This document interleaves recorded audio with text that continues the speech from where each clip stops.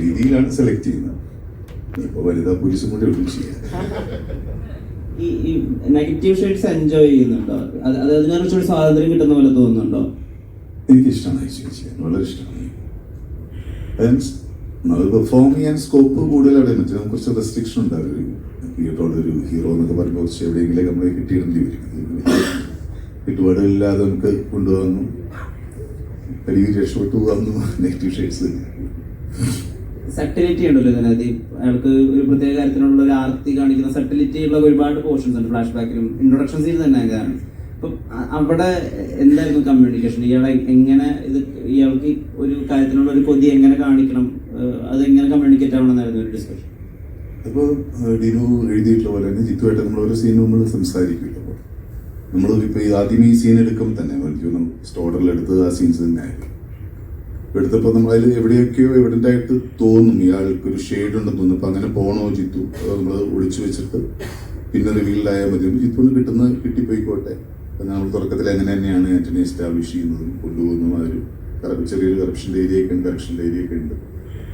അപ്പോൾ ആ രീതിയിലാണെന്നൊക്കെ ഓരോ സീനിന് മുമ്പ് കരുതി. ഇത് കുറച്ച് റിസ്ക് ഉണ്ടായിരുന്നു ഷൂട്ട് ചെയ്യാനായിട്ട്. കാരണം ഈ ചെറിയ ടൈം ബാറിൻ്റെ ഉള്ളിൽ നടക്കുന്ന ഒരു സ്റ്റോറി ആയതുകൊണ്ട് പാളിപ്പോകാൻ വളരെ ചാൻസുകളില്ല. നമ്മൾ പല ദിവസങ്ങളിലും പല സമയത്തും ഷൂട്ട് ചെയ്യുന്നതുകൊണ്ട് ഈ കണ്ടിന്യൂറ്റി നമുക്ക് വലിയ ബുദ്ധിമുട്ടാണ് അത് മെയിൻറ്റെയിൻ ചെയ്യാനായിട്ട്. കാരണം വന്നൊരു സ്പീഡും ഒക്കെ മാനേജ് ചെയ്യാൻ ഭയങ്കര ബുദ്ധിമുട്ട്. അപ്പോൾ നമ്മുടെ ഏരിയ ഇപ്പോൾ ഓരോ സീനിന് മുമ്പ് ഡിസ്കസ് ചെയ്യും നമ്മളിത് എങ്ങനെയായിരിക്കണം, ഇവിടെ കുറച്ചും കൂടെ ഓപ്പൺ ആയിട്ട് ചെയ്യണം, അത് കുറച്ചും കൂടെ സെറ്റിലായിട്ട് ചെയ്യണം, എല്ലാം ഒരു ട്യൂബ് ഡിസ്കഷനിൽ പോകുന്നതാണ്. ഇത്തരം സബ്ജക്ട്സ് അങ്ങനെ ഹാൻഡിൽ ചെയ്യാൻ പറ്റും. അപ്പോൾ നമ്മുടെ ജഡ്ജ്മെന്റിൽ കറക്റ്റ് എന്താണെന്ന് ആ രീതിയിൽ പോകുന്നു. പിന്നെ ടോട്ടലി കാണുമ്പോൾ അത് ഓക്കെ ആയിരിക്കുന്ന നമ്മുടെ ഒരു തീരുമാനമാണ്. വർക്കൗട്ട് ആവുന്ന നമ്മൾ വിചാരിക്കുന്നു. വർക്കൗട്ടായ സന്തോഷം.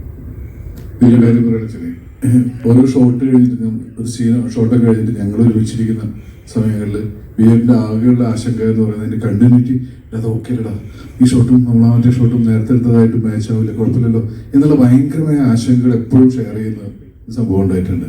പിന്നെ പോലീസ് ചെയ്യാനുള്ള പിടിക്കുന്നതറിയില്ലേ, അച്ഛൻ പോലീസായിരുന്നു.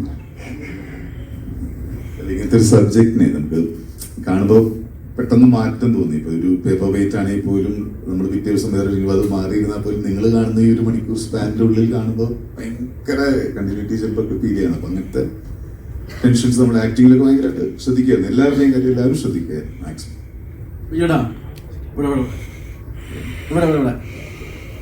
സാധാരണ സിനിമ നടന്മാരെ ഇതിൽ ഫാൻസിന്റെ ഇത് കാണിക്കും. ബിജാന്റെ ഇപ്പം കാണിക്കുന്നത് ബിജുമാൻ ആൻഡ് ലവേഴ്സ്, ഹേറ്റേഴ്സ് ഇല്ലാത്ത നടന്നാണ് ശരിക്കും വിശേഷിപ്പിക്കുന്നത്. പണ്ടൊരു സമയത്ത് പിടിച്ചതൊക്കെ കോമഡി പടങ്ങളാണ് മീറ്റർ, പിന്നെ ട്രാക്ക് പതുക്കെ മാറ്റി. അതെന്തുകൊണ്ട് ബോധപൂർവ്വമുള്ള ഒരു ശ്രമമാണ്. പ്രത്യേകം ഒരു മാസ്റ്റർ ഡയറക്ടർ ഇതില്ല.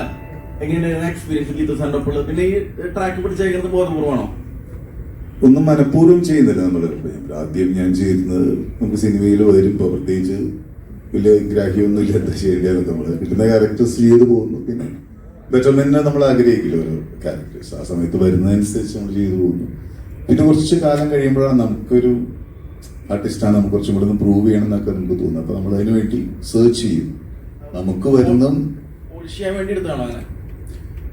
ഇതൊക്കെ ലാസ്റ്റ് സ്റ്റേജിലേക്ക് നമ്മൾ എത്തുന്നില്ല. നമ്മൾ അതിന് മുമ്പ് തന്നെ നിങ്ങൾ പറഞ്ഞ ഈ മാറ്റങ്ങൾ, ഇപ്പൊ കോമഡി ആണെങ്കിൽ തന്നെ ഒരു സീസണിൽ വരുമ്പോൾ അതിന് മുമ്പ് നമ്മൾ കോമഡി ചെയ്തിട്ടുണ്ട്. പക്ഷെ അതൊന്നും വർക്ക്ഔട്ട് ആയിട്ടില്ല ആൾക്കാർക്ക്.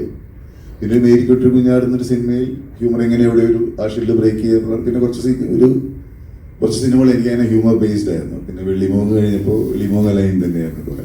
നമ്മൾ ഇത് മാറാൻ നോക്കും. പിന്നെ നമുക്ക് വരുന്ന കഥകളിൽ നിന്ന് നമുക്ക് ചൂസ് ചെയ്യാൻ പറ്റും. ഇപ്പൊ ജിത്തുവിന്റെ സിനിമ എന്ന് പറഞ്ഞാൽ എനിക്ക് ജിത്തുവിന്റെ മറ്റു സിനിമകൾ എനിക്ക് വളരെ ഇഷ്ടമാണ്, വളരെ എൻഗേജ് ആയിട്ട് കണ്ടുള്ള സിനിമകളാണ്. പിന്നെ ജിത്തുവിന് അതിൻ്റെ ഒരു ക്രാഫ്റ്റ് അറിയാം, ഇത്തരം സിനിമകൾ ഹാൻഡിൽ ചെയ്യാനുള്ള ഒരു ബ്രില്യൻസ് ഭയങ്കരമായിട്ടുണ്ട്. എനിക്ക് എൻ്റെ മേഖല മാത്രം സൂക്ഷിച്ചാൽ മതി എന്നുള്ള രീതിയിൽ വളരെ കംഫർട്ടബിൾ ആയിട്ട് നമുക്ക് സേഫ് സോൺ പിടിക്കുക എന്ന് പറയുന്നത് ആ രീതി ജിത്തുവിന്റെ മൂവിയാണ്.